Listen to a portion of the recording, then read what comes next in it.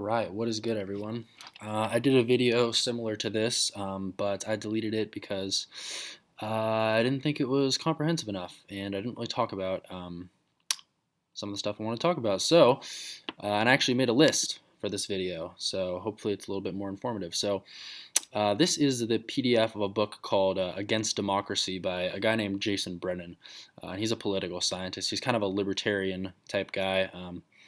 But don't let that chase you away. So he wrote this book called Against Democracy, and this is the first chapter that's available online, and I'll go ahead and link it at the bottom of this video. But it's really interesting, and I want to talk about this kind of three species of democratic citizens that he talks about, and it's kind of a good way to view the actors and the people, the media, politicians, and just kind of the voters too, who are kind of shaking up our political system in such a massive way. I won't read all this part. It's interesting, but anyway, here we go. So these are the hobbits. So the hobbits are mostly apathetic and ignorant about politics. They lack strong, fixed opinions about most political issues. Often they have no opinions at all. They have little, if any, social scientific knowledge. They are ignorant not just of current events, but also of social scientific theories and data needed to evaluate as well as understand these events.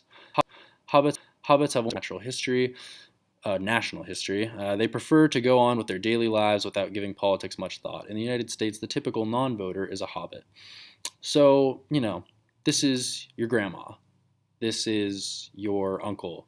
Well, actually, my uncle bitches and moans about politics all the time. So it's not my uncle, but some of your uncles.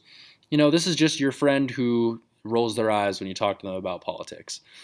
And not that there aren't people out there who do have some social scientific knowledge, but are just like so jaded that they just don't care. There are probably many of those people. But anyway, these people here are kind of the least relevant of the three groups that we're going to look at to our current political environment. This is kind of the background hum of our democracy. So the next one, these are the hooligans, and I think these are the most important to understand right now. So the hooligans, I'm just going to read the whole thing. Hooligans are the rabid sports fans of politics. They have strong and largely fixed worldviews. That's very important, largely fixed worldviews. They can present arguments for their beliefs, but they cannot explain alternative points of view in a way that people with other views would find satisfactory. Hooligans consume political information, although in a biased way. They tend to seek out information that confirms their pre-existing political opinions, but ignore, evade, and reject out of hand evidence that contradicts or disconfirms their pre-existing opinions. They may have some trust in the social sciences, but cherry-pick data and tend only to learn about research that supports their own views. They are overconfident in themselves and what they know. Their political opinions form part of their identity. I think that's another really important part of this. Their political opinions form part of their identity. That's probably why they're, largely fixed. And they are proud to be a member of their political team. For them, belonging to the Democrats or Republicans, Labor or Tories, or Social Democrats or Christian Democrats matters to their self-image in the same way as being a Christian or Muslim matters to religious people's self-image. So I like that he likens this to a religious conviction because it really is similar, And I'll let you conjure up whoever you think fits this definition, kind of be it in the zeitgeist, the media, or, politicians, or just people because as he says down here, most regular voters, active political participants, activists, registered party members, and politicians are hooligans. And yes, I think that is the case. And I actually made a list of kind of prominent Republican people who fit this definition, as well as this definition down here. So the Vulcans are the last ones. The Vulcans think scientifically and rationally about politics. Their opinions are strongly grounded in social science and philosophy. They are self-aware and only as confident as the evidence allows. Vulcans can explain contrary points of view in a way that people holding those views would find satisfactory. So steel manning, as some people like to say. They will steel man your views, as opposed to the hooligans up here who cannot explain alternative points of view in a way that people with those views would find satisfactory. So do I think that Sean Hannity could articulate to me a reasonable version of liberalism? No, I really don't. I really don't think he could. Um, Yeah, so back to this. Sorry, my brother is texting me. Um, yeah, so they're self-aware. They still man your opinions. They're interested in politics, but at the same time dispassionate, meaning that they're not emotionally engaged, in part because they try actively to avoid being biased and irrational. They do not think anyone who disagrees with them is stupid, evil, or selfish, which is pretty much in direct contrast to the hooligans. So, yeah, interesting. And I made a list, and I want to see who agrees with this list.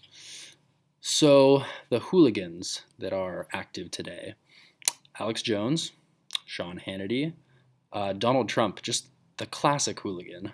Um, Once again, do I think Donald Trump could give me an accurate description of what my opinions are? No. Milo Yiannopoulos, yes, another classic hooligan. Kellyanne Conway, Tommy Lauren. I don't know who among you knows who Michael Savage is, but he is just frothing at the mouth radio host, conservative talk radio guy. And then Steve Bannon. So as for the and I actually don't know about Steve Bannon. He might be kind of the in between here, which is like I think is the most like kind of insidious type because it's like they really should know better, but they're kind of whipping up the crowd. And I don't think Donald Trump is really that way. I think he actually doesn't really know. Milo Yiannopoulos might kind of be that way. I don't know. I really don't know. The point is, it doesn't matter what you actually think. It's kind of how you behave, you know?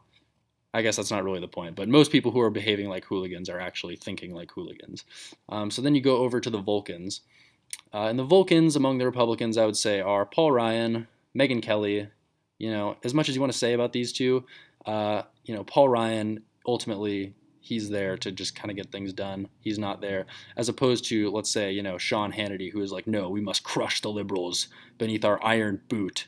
You know, he's not. I don't really think Paul Ryan's there for that. He wants to get his agenda through, but he realizes like the political realities of doing various things. So like Obamacare, for example, he and Mitch McConnell are both like, oh, I don't know, like this Obamacare thing. We might just not want to rip it up just now because there's going to be some just like serious political fallout for us if 20 million people or more just lose their health care. We are going to pay for that in the elections, as opposed to Sean Hannity over here, who's just like, no, just rip it up. Who gives a fuck?